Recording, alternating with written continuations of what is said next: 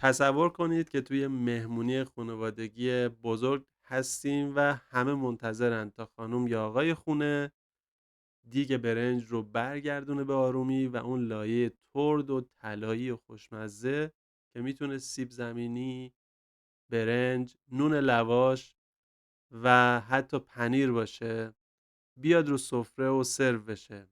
همه منتظرن که شیرجه بزنن و این تهدیگ خوشمزه رو امتحان کنن. البته که این لایه ترد طلایی یه هنر آشپزیه و میراث هزاران ساله ما ایرانیاست. میتونه یک بمب کوچیک شیمیایی باشه که مضراتی رو هم برای بدن ما داشته باشه.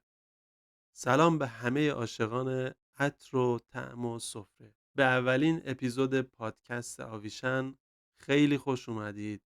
من مهدی هستم، دکترای شیمی تجزیه و با توجه به سالهایی که در زمینه کیفیت مواد غذایی و مواد دارویی تجربه داشتم تصمیم گرفتم این کانال رو ایجاد بکنم و بتونم با استفاده از تجاربم کیفیت رو به سفره ما ایرانیا وارد بکنم و کمی از مضرات غذاهای سنتیمون کم بکنیم. امیدوارم که بتونیم از این کانال استفاده مفید و مؤثر رو ببریم.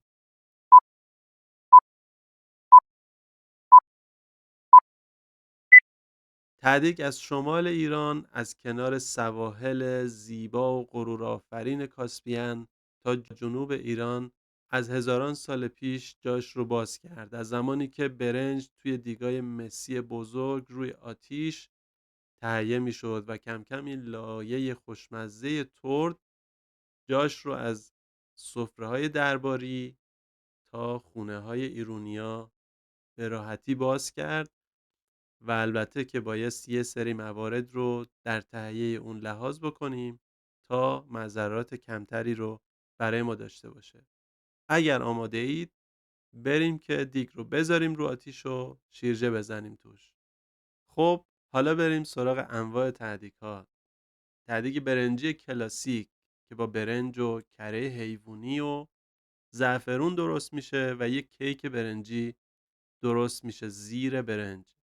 یا تهدیگ نون لواش که با انواع نونهای لواش تهیه میشه و سرو میشه و به صورت کرانچی هستش و خیلی هم خوشمزه و ترده.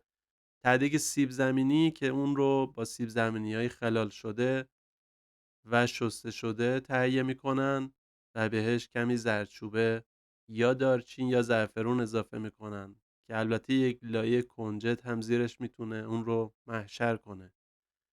تهدیگ ماست و برنج که توی غذاهای شمالیای عزیز بسیار رایج هست و با کباب سرو میشه و البته که این روزا خلاقیت‌های جدیدی هم توی تهدیگ‌ها دیده میشه، مثل استفاده از لبو، کدو، بادمجون، پیاز و توی نسل جدید از انواع پنیرها میتونن استفاده بکنن. شما کدوم رو بیشتر دوست دارید؟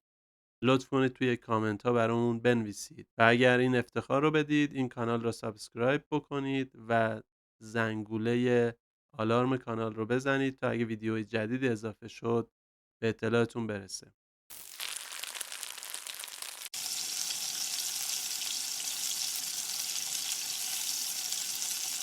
اما علم پشت تهدیگ چیه و چه خطرات و مضراتی میتونه برای ما داشته باشه؟ البته که نگران نباشید، در انتهای این اپیزود بهتون راه حل هایی میدم که خیلی خیلی کمتر میکنه این اثرات و ضررها رو و میتونیم که نگران نباشیم.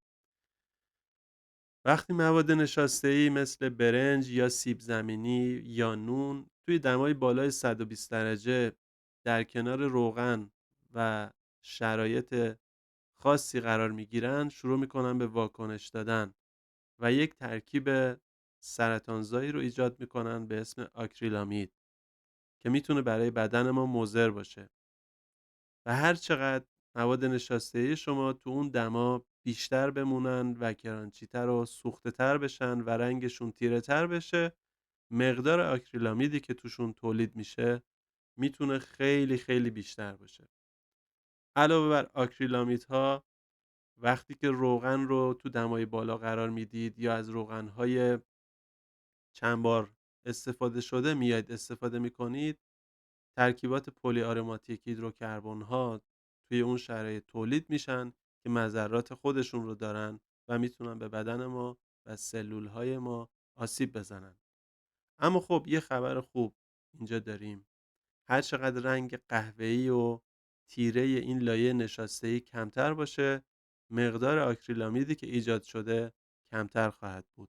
خب 10 ترفند طلایی برای اینکه ته‌دیگ سالمتری داشته باشیم و این ترسی که من براتون ایجاد کردم حالا بیاین درستش کنیم. 1. برنج و سیب زمینی رو حداقل چند باری بشورید تا مقدار نشاسته‌ای که توی لایه سطحی اون وجود داره شسته بشه و این مسئله باعث میشه تا 50% آکریلامیدی که ایجاد میشه کم بشه. دوم، رنگ طلایی روشن و کمرنگ مد نظرتون باشه، نه خیلی تیره و سوخته. سوم، شعله رو اول به مدت 5 تا 7 دقیقه بالاتر بذارید و بعد از اون توی دمای پایین و زمان بالاتر اجازه بدید تا این لایه کرانچی زیر برنج تشکیل بشه. چهارم اینکه از روغن‌هایی استفاده کنید که نقطه دود بالاتری رو دارن، مثل روغن کانولا، روغن زیتون تصفیه شده و یا کره حیوانی.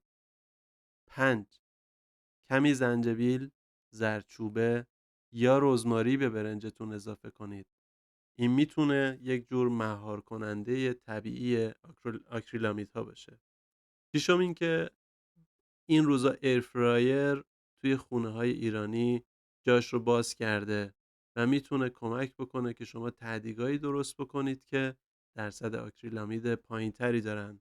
توی دمای 170 یا 180 درجه میتونید یه ته‌دیگ خوشمزه با درصد آکریلامید پایینتری رو درست بکنید. هفتم، نون کامل سبوسدار استفاده بکنید به جای ته‌دیگ نونی ساده. هشتم اینکه روغن رو هیچ وقت چند بار استفاده نکنید. نهم، ته‌دیگ رو هر روز نخورید و تعداد دفعات مصرفتون رو کاهش بدید. و دهم، همیشه خاطرتون باشه با سبزی و سالاد بیاید مقدار اثرات بد آکریلامیدها رو به واسطه آنتی اکسیدان های موجود توی سبزیجات و انواع کاهوها و کلم‌ها خنثی بکنید. خب دوستان، ته‌دیگ بخشی از هویت و فرهنگ ماست و با این ترفندها میتونیم هم لذتش رو ببریم و هم سالمتر زندگی بکنیم و غذای لذیذتری رو برای مهمونهامون سرو بکنیم. شما کدوم نوع ته‌دیگ رو بیشتر دوست دارید؟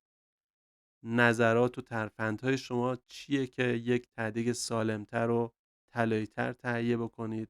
حتما توی کامنت ها و یا توی استوری یا دایرکتمون نظراتتون رو بنویسید. خوشحال میشیم و این نظرات شما قطعا به ما انرژی میده برای اپیزودهای بعدی. تا دیدار دیگر، بدرود.